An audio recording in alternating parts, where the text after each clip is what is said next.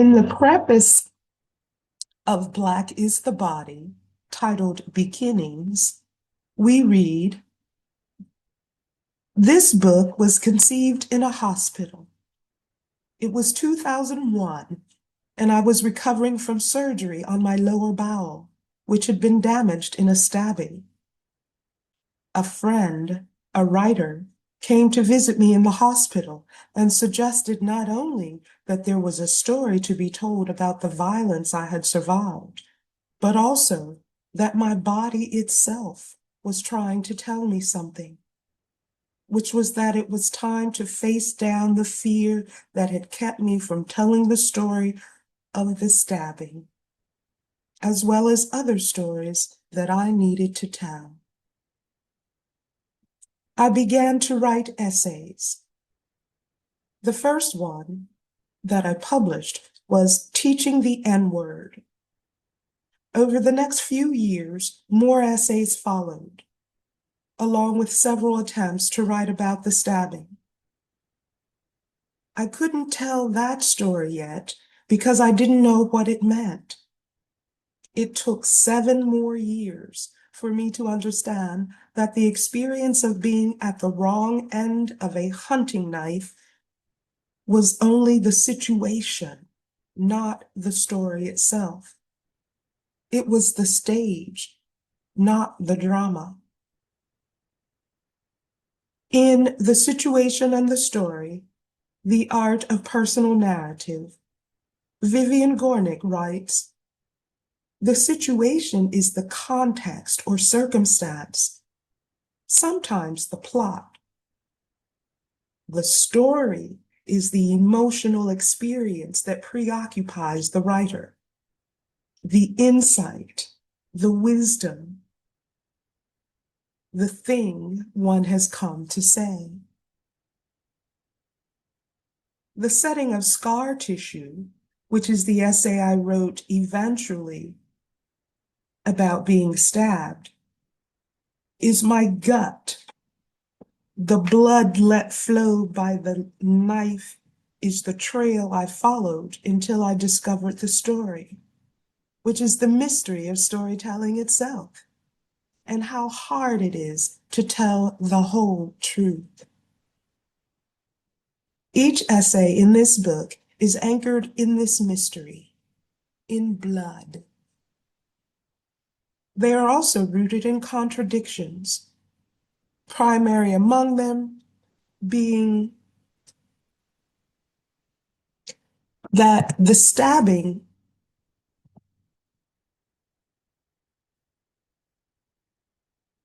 unleashed the storyteller in me in more than one way. That bizarre act of violence set me free. But of course, the stabbing has been a source of misery as well as opportunity.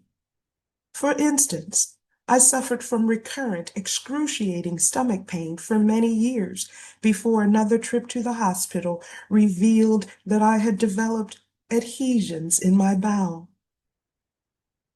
The surgeon was able to untangle my intestines and scar tissue, but he warned me that the adhesions would return. There was nothing I could do to prevent or predict them. "You're just unlucky," he said sympathetically. The pain, he assured me, would be random and severe.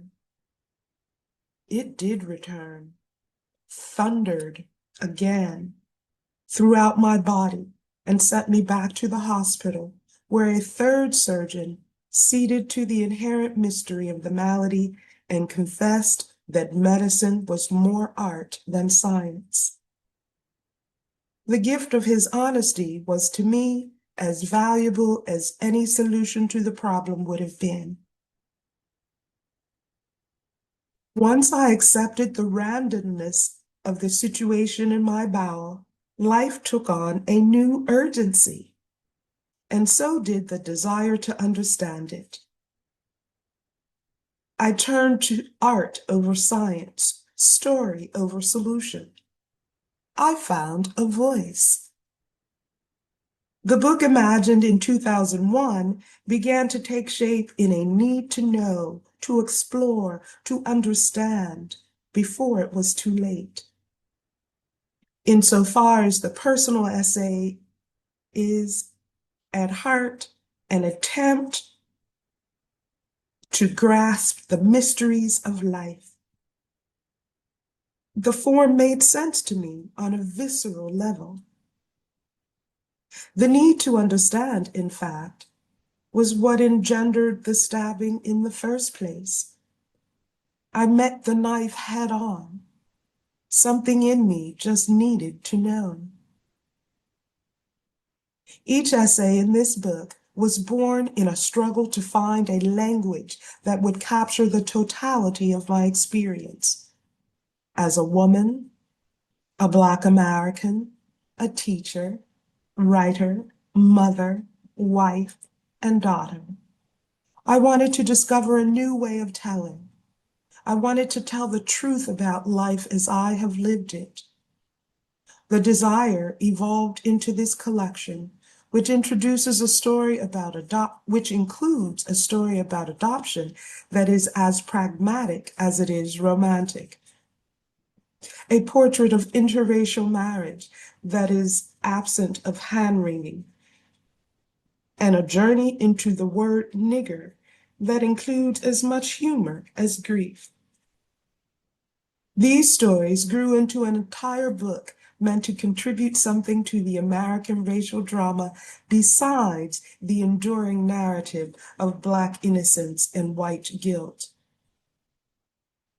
That particular narrative is not false, of course, which accounts for its endurance. But there are other true stories to tell, stories steeped in defiance of popular assumptions about race, whose contours are shaped by unease with conventional discussions about race relations. These other true stories I needed to explore. But I was mainly driven by a need to engage in what Zora Neale Hurston calls the oldest human longing, self-revelation. The only way I knew how to do this was by letting the blood flow and following the trail of my own ambivalence. I was not stabbed because I was Black, but I have always viewed the violence I survived as a metaphor for the violent encounter that generally characterized American race relations. The man who stabbed me was white, but more meaningful to me than his skin was the look in his eyes, which were vacant of emotion. There was no connection between us, no common sphere, yet we were suddenly and irreparably bound by a knife, an attachment that cost us both. Him, his freedom, me, my wholeness. Revisiting that wound has been a way of putting myself back together. The equation of writing and regeneration is fundamental in Black American experience. So, if race was not an essential factor in what brought me into contact with a hunting knife, I have certainly treated the wound with the salve that I have inherited from people whose experiences of Blackness have shaped their lives as fully and poetically as it has shaped mine. I am most interested in Blackness at its borders, where it meets whiteness, in fear and hope, in anguish and love, just as I am most drawn to the line between self and other, in family, friendship, romance, and other intimate relationships. Blackness is an art, not a science. It is a paradox, intangible and visceral, a situation and a story. It is the thread that connects these essays, but its significance as an experience emerges sometimes randomly and unpredictably in life as I have lived it. It is inconsistent, continuously in flux, and yet also a constant condition that I carry in and on my body. It is a condition that encompasses beauty, misery, wonder, and opportunity. In its inherent contradictions, utter mysteries, and bottomlessness, as a reservoir of narratives, race is the story of my life. And therefore, Black is the body of this book.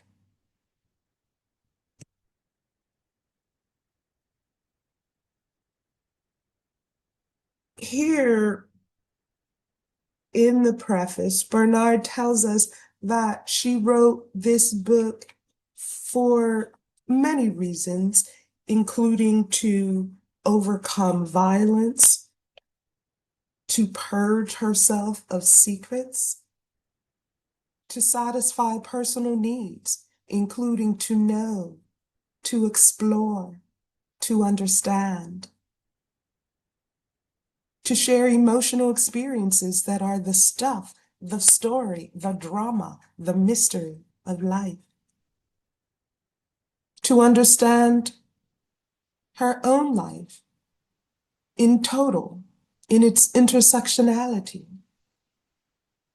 to tell the truth, to use a new writing form, to contribute a new angle to the American racial drama,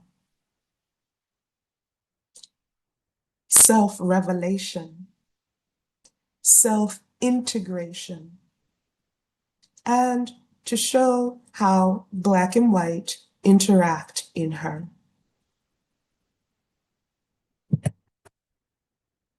So overall, by looking at a writer's own words, we can glean much about why we write Black family heritage books. In an interview, Bernard says of writing this book that my ambition was to honor the glory of their everyday lives.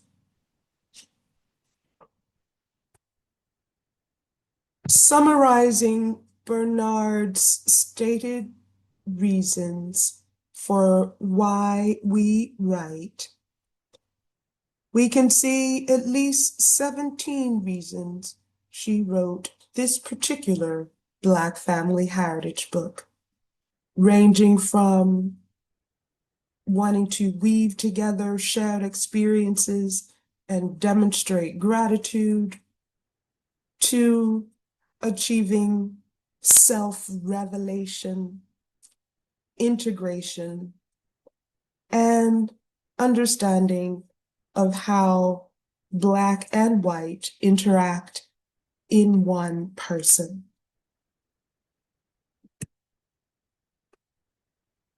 Our next look at why we write Black family heritage books comes from Kathy Lynn Marshall's words in The Ancestors Are Smiling.